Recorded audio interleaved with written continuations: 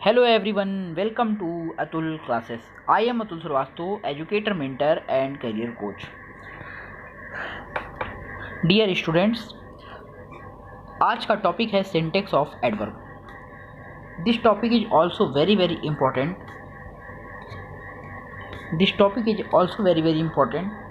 First of all, in your board examinations, if you are preparing for 11th and 12th examinations, as well as this topic is also very important for any type of government exams. If you are preparing for SSC, SSC 10+2, SSC MTS या UP triple SC, इन सभी exams में जो syntax या correct error of adverb आती है, error of adverb को कैसे आप डील करोगे, इस टॉपिक में हम यही आपसे डिस्कस करने वाले हैं.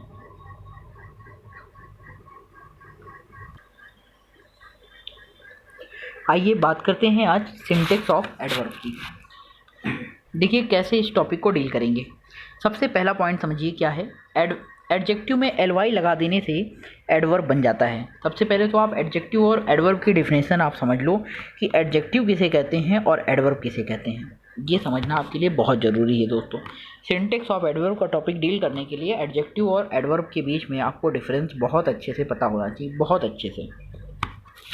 इसके लिए आप हमारा एडजेक्टिव और एडवर्ब का पार्ट ऑफ स्पीच मैंने शुरू में पढ़ा रखा है, अच्छे से जाके पहले उसको देखिएगा. एडजेक्टिव और एडवर्ब इसको जाके आप ज़रूर देखिएगा पार्ट ऑफ स्पीच.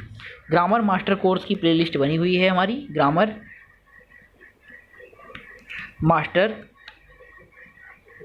कोर्स, ये आपकी प्लेलिस्ट बनी हुई है. इस प्लेलिस्ट को आप जाइएगा. इस प्लेलिस्ट के अंदर 50 से 55 वीडियो के आसपास बने हुए हैं. उसमें आप सिस्टमेटिक शुरू में से देखिएगा, जिसमें आपको चौथा या पांचवा वीडियो मिल जाएगा एडवर्ब और एडजेक्टिव का. उसको समझ लीजिएगा तो आपको बहुत अच्छे से एडवर्ब समझ में आ जाएगा. ये बात का आपको प्रॉमिस करते हैं. देखिए एडजेक्टिव में एलवाई लगा देने से एडवर्ब बन जाता है. अच्छा, एडवर्ब और भी तरीक़ों से बनता है, लेकिन एक मेन तरीका ये भी है कि कोई भी एडजेक्टिव दिया, जैसे फुलिश एक एडजेक्टिव है, एलवाई लगाओगे फुलिशली, ये एडवर्ब हो गया. सर्टेन में एलवाई लगाया, सर्टेनली एडवर्ब हो गया, है ना. सर्टेन भी एक एडजेक्टिव. अब देखिए दूसरा रूल एडजेक्टिव एडवर्ब का. एडवर्ब की एरर कैसी आती है, जैसे सर्टेनली, लकी, लकीली, फॉर्चुनेटली और प्रॉबेबली.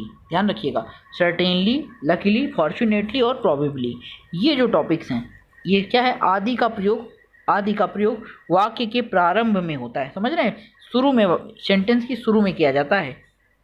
जैसे यू आर सर्टेनली रॉन्ग, अगर ये आ गया सर्टेनली, आपको पता है वाक्य के शुरू में लगता है, यही मिस्टेक थी. अब जैसे ही आपने इसको शुरू में लिखा सर्टेनली यू आर रॉन्ग, बिल्कुल सही हो गया. समझ गए, वेरी गुड. आगे देखिए अगला रूल.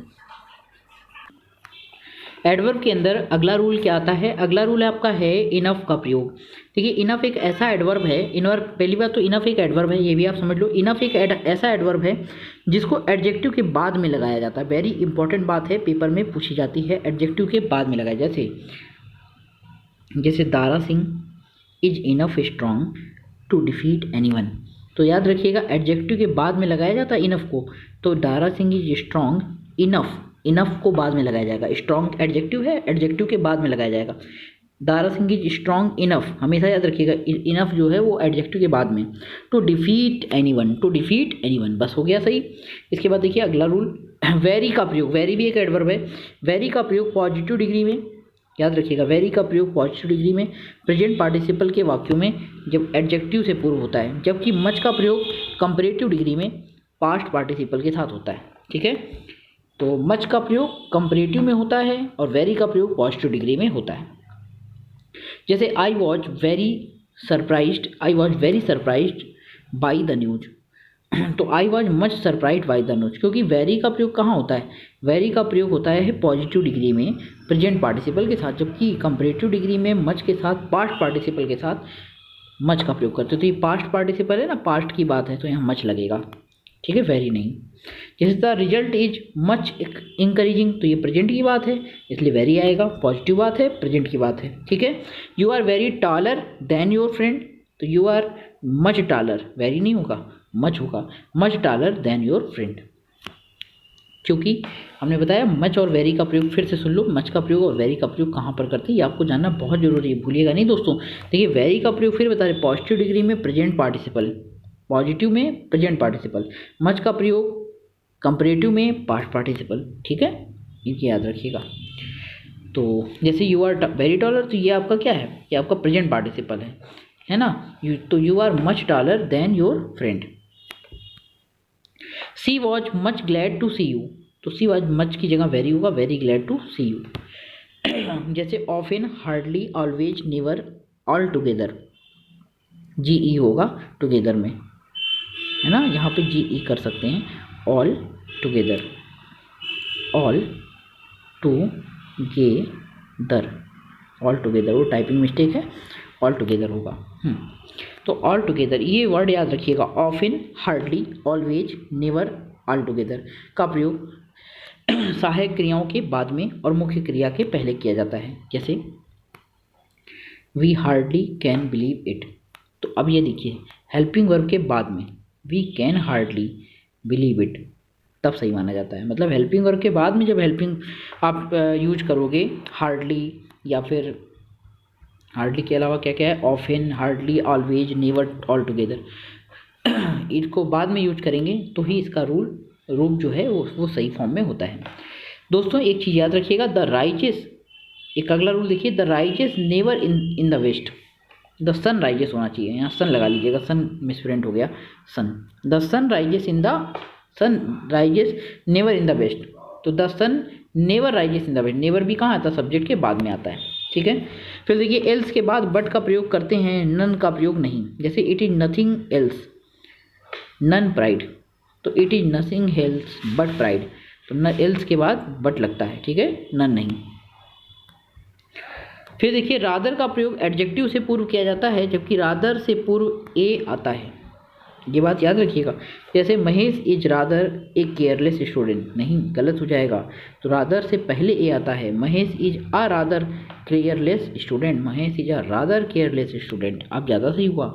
देखिए smell, taste, look, sweep, run के बाद आने वाले एडजेक्टिव एल वाई नहीं लगाते हैं, आने वाले एडजेक्टिव में एल वाई नहीं लगाते हैं, परंतु सिंग के बाद एल वाई लगाते हैं, दोनों बातें याद रखिएगा। जैसे एन एप्पल टेस्ट स्वीटली, तो एन एप्पल टेस्ट स्वीटली नहीं होता, स्वीट होता है, एन एप्पल टेस्ट स्वीट हो गया, ये एडवर्ब में चेंज हो गया, यही एडवर्ब है, ये भी एडवर्ब का एक रूप है, ठीक है। एलॉन, ऑनली, ऑलमोस्ट का प्रयोग हेल्पिंग वर्ब के बाद किया जाता है। Indians are allowed only here, तो Indians are only allowed here, है ना, ओनली का प्रयोग कहाँ किया जाता है, हेल्पिंग वर्ब के बाद किया जाता है। Indians are only allowed here, only पहले लगाएंगे, ओके।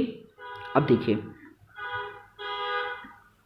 हेल्पिंग वर्ब के बाद में लगाएंगे ओनली, कहने का मतलब वर्क हार्डली, वर्क हार्ड में बदल जाता है, रन फास्टली, रन फास्ट में बदलता है, फर्स्टली फर्स्ट में बदलता है, मोर द मोर में बदलता है, ये बात याद रखिएगा। फिर देखिए कुछ और एडवर्ब के एरर, एडवर्ब टू के रूप में टू का अर्थ कहीं पर ज़्यादा अधिक निकल रहा हो तो टू के स्थान पर वेरी का प्रयोग करेंगे। जैसे my father was too happy to hear my result, my father was very happy, positive बात आ गई है, निगेटिव बात होगी तो टू और टू लगेगा, पॉजिटिव बात में केवल एक टी लो टू आता है। जैसे my father was very happy to see my result, अब सही हो गया। फॉरवेड के साथ नॉट का प्रयोग नहीं करते, क्योंकि बच्चों फॉरवेड का मतलब ही होता है मना करना, पहली बात ये समझो, फॉरवेड का मतलब क्या होता है, मना करना। अब अगर किसी का मतलब मना करना है तो पहले ही वो निगेटिव में है, और जब वो कोई निगेटिव में है तो ये जो फॉरवेड है, फॉरवेड के साथ नॉट का प्रयोग नहीं किया जाएगा, कि फॉरवेड आएगा या नॉट आएगा, क्योंकि दोनों का मतलब मना करना है या नेगेटिव सेंस है। तो जैसे the teacher forbade me not to waste time, तो आप कैसे बनाओगे, the teacher forbade me to waste time, मतलब फॉरवेड लगाओगे तो जो नॉट टू है वो हट जाएगा, the teacher forbade me to waste time. Did not, does not, do not, इनके साथ एनीवेयर का प्रयोग करेंगे। जैसे we could not find this book nowhere in the market, we could not find this book anywhere in the market, nowhere की जगह क्या होगा, anywhere होगा, वेरी इंपॉर्टेंट। तो ये तो दोस्तों था हमारा एडवर्ब का सिंटेक्स ऑफ एडवर्ब। बहुत जल्द आपको आगे देखने को मिलेगा सिंटेक्स ऑफ प्रीपोजिशन। तो अब इजाज़त दीजिए, thank you very much channel के साथ जुड़े रहने के लिए और लाइक शेयर कमेंट करने के लिए। फिर मिलेंगे नेक्स्ट वीडियो में, have a nice day, take care.